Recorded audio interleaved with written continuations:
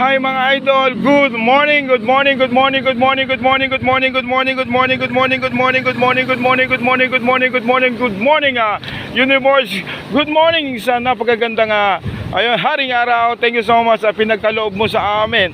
Ang kay ganda ayun, sikat ng araw, si primong araw, kasi nga naman ako si Araw Ronald.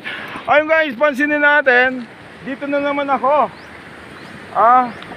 Kasi nga hindi safe kasi wala siyang harang guys, oh. Ayun, oh, concern ko na naman to. Paano kung may mga estudyante, mga bata nagtatakbuhan? Sana walang mangyaring madisgrasya dito, oh. Halos parehas din ito sa Barangay Matanag. Ito ay sa Barangay Bunga. Ayun guys, oh.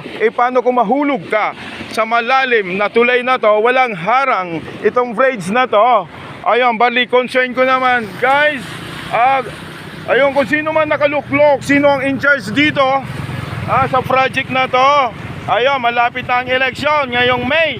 Ayun, gumawa naman kayo ng paraan, serbisyo, hindi benepisyo ang iniisip sa mga politikong tatakbo. Ayun, pahangain nyo yung Barangay Bunga na magkaroon itong harang na to. Kasi unsafe sa mga dumadaan, lalo na mga motorista, lalo na kagabi. Kasi nga yung ilaw dito, misyo distansya din. Dapat mayroon dito, mayroon dyan, sa gitna, para malaman na tulay ito. And then mayroon din, paano kung hindi taga rito, napadaan. Ayun, lalo na yung nakainom ng mga single na motor. Okay lang kung fart doon, paano kung fart dito? Ayun guys, pag naglalag ka dyan, ayun, bato, semento, basag ang ulo mo. Yun muna ang update ko. Reporting ngayong morning.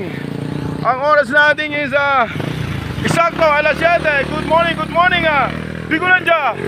Good morning Barangay Bunga. Galing na ako ng Barangay Matanag. Naglakad-lakad ako. Then ayun, kailangan mag-jogging. Kasi kailangan ng katawan natin maging alerto, malusog.